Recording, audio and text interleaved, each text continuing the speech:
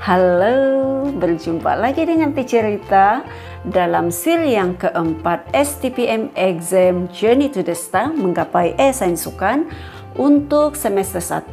Kali ini Teacher Rita akan mengupas soalan STPM 2017 dan 18 yang spesifik kepada bab 1 yaitu Sosiologi Sukan.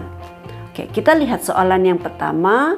Diberikan dua situasi, yaitu situasi 1, Ali bermain sepak raga bulatan bersama dengan rakannya pada waktu senggang. Oke, ini adalah petunjuk. Dan situasi yang kedua, Ali mengambil bahagian dalam pertandingan sebagai wakil sekolah di peringkat daerah. So, dua situasi yang berbeza. Soalannya nyatakan, kata tugas nyatakan konsep asas kesukanan yang ditunjukkan dalam situasi 1 dan situasi 2.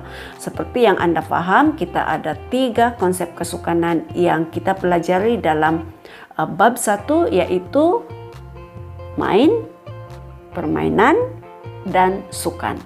Walau bagaimanapun dalam situasi 1 dan situasi 2 ini ditunjukkan adalah situasi 1 itu main, situasi 2 itu adalah sukan.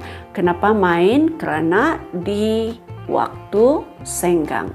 Dan kenapa situasi 2 itu sukan? Karena dia dalam bentuk pertandingan. Oke, soalan seterusnya ialah berikan satu ciri bagi setiap konsep asas kesukanan DE.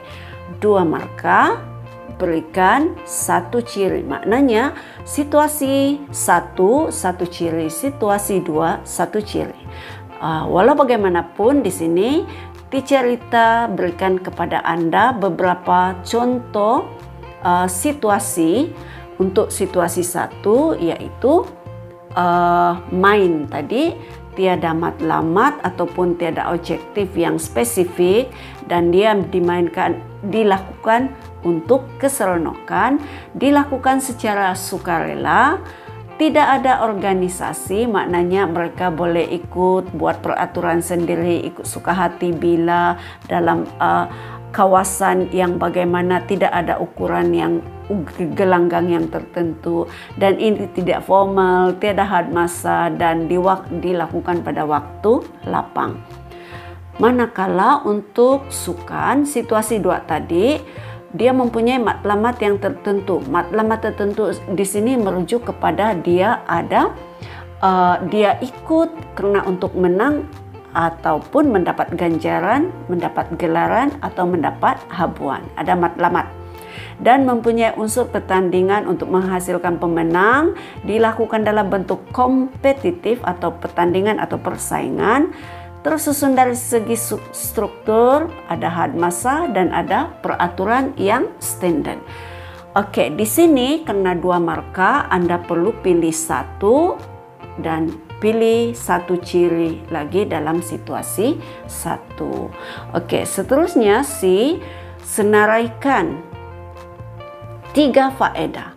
3 faedah dari aspek kemasyarakatan yang dilakukan oleh Ali dan rakannya hasil daripada penglibatan mereka dalam aktiviti di atas. Situasi 1 dan 2 itulah apa yang mereka perolehi. Oke, jadi apa yang mereka perolehi? Faedah yang diperolehi ialah memupuk semangat setia kawan Ali dan rakan-rakannya. Oke, memupuk setia kawan, semangat setia kawan, mengisi masa lapang mereka dengan aktiviti yang berfaedah yaitu bersukan. Ini secara tidak langsung akan membolehkan mereka untuk mengelakkan penglibatan dalam gejala-gejala sosial yang tidak sehat dan membantu proses integrasi kaum serta mencungkil bakat kepemimpinan dalam kepada Ali dan kalangan rakannya. Oke, 3 marka, Anda boleh pilih 3. Seterusnya kita lihat soalan 5. yaitu berkaitan dengan sukan dan gender, yaitu gangguan seksual. Gangguan seksual di mana di sini dilihat berlaku peningkatan kes gangguan seksual dalam pasukan. Soalannya, nyatakan 4 bentuk gangguan seksual yang kerap berlaku dalam sukan. Dia minta 4, so kita akan nyatakan 4. Gangguan itu mungkin melalui lisan ataupun pengucapan, perbuatan seperti merogol, ataupun melalui penulisan, isyarat luca ataupun visual, melalui sentuhan fisikal, ataupun melalui provokasi ataupun gangguan psikologi. Oke, jadi Anda pilih 4 sahaja ya, walaupun di sini teacher Rita bagi 6, letakkan 4 sahaja. Seterusnya kita lihat soalan yang kedua, soalan 5B. 6 sebab mengapa kebanyakan kes gangguan seksual dalam sukan tidak dilaporkan. Kenapa tidak dilaporkan nih? Oke, coba kita lihat. 1, mungkin mereka tidak tahu bahwa itu adalah ciri-ciri gangguan seksual. And then yang kedua, dia malu. Bila dia bagi tahu orang, dia malu. Orang lain akan tahu bahwa dia mengalami kes gangguan seksual. Ataupun dia tidak tahu di mana membuat aduan. Ataupun dia risau dia akan kehilangan kawan dalam pasukan. Ataupun dia akan disingkirkan daripada pasukan. Ataupun perogol itu sendiri mengugut supaya jangan melaporkan kes tersebut. Dan juga takut marwahnya akan terjejas. Oke, pilih 6 sahaja ya, sebab nyatakan, so pilihlah 6. Oke, seterusnya kita lihat.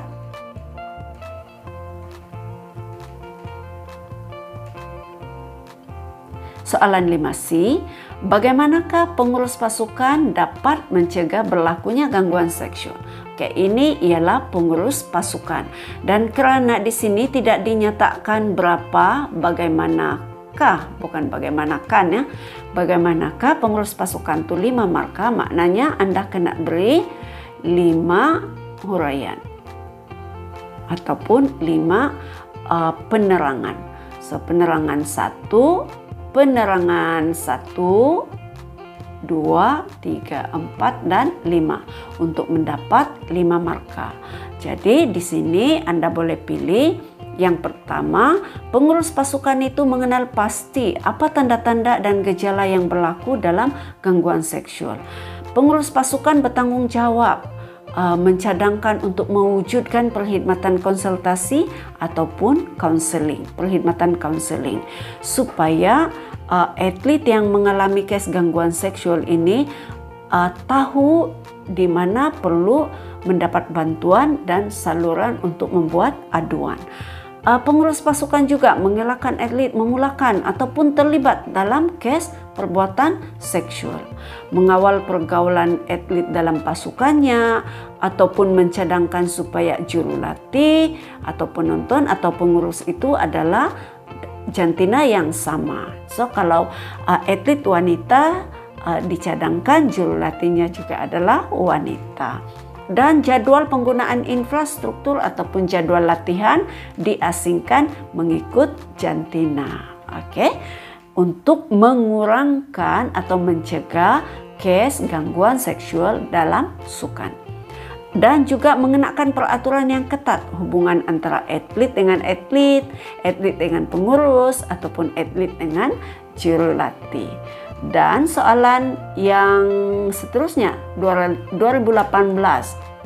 ini berkaitan dengan sukan dan integrasi kaum, di mana ada ciri-ciri memonopoli sesuatu permainan seperti bola keranjang digemari oleh kaum Cina, sepak takraw oleh kaum Melayu, dan kabadi untuk kaum India. Soalannya, 4 faedah, beri sahaja 4 faedah sukan yang dapat membantu integrasi kaum di Malaysia.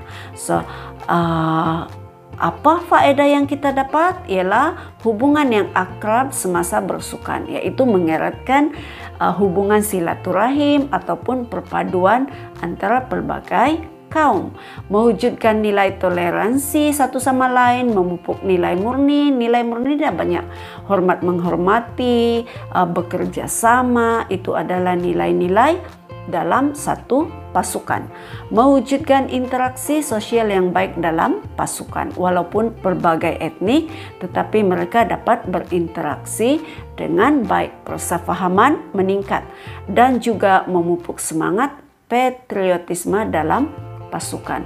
Matlamat mereka adalah pasukan itu berjaya mencapai kemenangan ataupun kejayaan. Dan soalan 1B pula, nyatakan 4 kesan dominasi sesuatu kaum dalam sukan. So, ini agak mudah, di mana sukan di Malaysia jika didominasi atau dimonopoli oleh sesuatu kaum sahaja, pasti sukan kita tidak akan berkembang atau tidak maju, dan potensi bakat dari kaum lain juga tidak terserla. Selain daripada itu, mungkin hubungan sosial antara kaum terjejas, sebab setiap kaum itu dia mementingkan kaumnya atau etniknya sahaja, tidak dapat membentuk satu pasukan yang kuat sebab potensi atau bakat daripada kaum lain tidak dapat ditonjolkan, dan berlaku polarisasi kaum atau resis, dan berlaku juga penyertaan hanya untuk satu bangsa tertentu sahaja. Oke, soalan 5E 2018 ini berkaitan dengan proses sosialisasi. Seperti yang Anda tahu, kita ada 2 proses sosialisasi. Satu ialah ke dalam sukan, dan satu lagi ialah menerusi sukan atau melalui sukan. Dia boleh menerusi atau melalui sukan. Yang ini dipengaruhi oleh faktor persekitaran, dan yang mana ini mempengaruhi minat dan kecenderungan individu untuk melibatkan diri dalam sukan. Ada petunjuk di situ. Pembentukan personality atau sasiah seseorang dibentuk melalui penglibatan dalam sukan.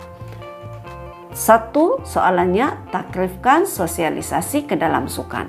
So, Anda mesti dapat bezakan di antara ke dalam sukan dengan melalui sukan. Untuk membezakan 2 ini, ke dalam sukan itu maknanya individu itu memilih untuk melibatkan diri dalam sukan. Kenapa? Karena terpengaruh oleh agen-agen sosialisasi seperti idolanya, seperti keluarganya, contohnya bapaknya seorang pemain tenis, maka dia juga melibatkan diri dalam sukan tenis. Atau media massa, dia melihat iklan-iklan atau promosi melalui media massa. So, ini ialah ke dalam sukan, memilih untuk melibatkan diri dalam sukan. Sedangkan melalui sukan itu lebih kepada atlet ini atau individu ini sudah di dalam sukan itu sendiri dan mempelajari elemen-elemen atau nilai-nilai yang positif dalam sukan itu. Seterusnya 5B, jelaskan. Oke, perkataan kata tugasnya jelaskan 4 faktor persekitaran dan 8 marka. Karena dia minta 4 dan kata tugasnya penjelasan, maka kita akan berikan jawaban 1 tambah 1. 1 untuk fakta dan 1 lagi untuk penjelasan. So, kenapa? Yang pertama adalah faktor keluarga, di mana keluarga ini mungkin sebagai role model ataupun dia punya suri teladan, ataupun keluarga itu sendiri memberikan ganjaran. Oke, sekiranya kamu ikut sukan ini, kamu menang, bapak, ayah akan belikan kamu ... Oke, jadi dia mendapat ganjaran, akhirnya dia akan melibatkan diri dalam sukan. Yang kedua ialah bentuk muka bumi atau persekitaran alam semula jadi yang bersih ataupun mempunyai alam semula jadi yang cantik, maka dia memilih untuk melibatkan diri dalam sukan. Dia ada padang untuk dia bermain bola sepak, atau ada gunung untuk dia mendaki, atau ada bukit untuk dia hiking, kembara kan, atau sungai untuk dia berkayak dan sebagainya. Oke, yang ketiga yaitu kemudahan ataupun prasarana. Terdapat kemudahan-kemudahan yang ada dalam persekitarannya yang mendorong dia untuk melibatkan diri dalam sukan. Dan tidak kurangnya sekolah atau institusi pendidikan juga mempengaruhi individu itu melibatkan diri dalam sukan, sebab di sekolah atau di institusi lah tempat dia mempelajari permainan, kemahiran ataupun sesuatu sukan yang baharu. Dan yang kelima, budaya setempat ini tempat tinggal atau kawasan persekitarannya itu mempunyai tradisi permainan ataupun tradisi sukan oleh masyarakat tersebut. So ini adalah antara faktor. Ingat 1 tambah 1. Oke, seterusnya kita lihat 5C, huraikan 3 langkah. Oke, kata tugasnya huraikan 3 langkah positif yang terbentuk. Maknanya apa nilai-nilai yang terbentuk yang positif dalam individu. Sekarang dia cerita individu, bukan negara, bukan masyarakat. 6 markah, maknanya Anda kena bagi 1 tambah 1 fakta dan 1 penjelasan. Apakah yang positif akan terbentuk? Yaitu ciri kepemimpinan, membentuk ciri seorang pemimpin yang sentiasa memberikan semangat ataupun sokongan moral. Berdisiplin, ini juga adalah nilai positif yang terbentuk, di mana memupuk sikap mematuhi peraturan, menepati masa latihan, ataupun akur dengan arahan, walaupun itu mungkin berbeza daripada kehendak, tetapi inilah yang kita sebut sebagai nilai yang terbentuk positif.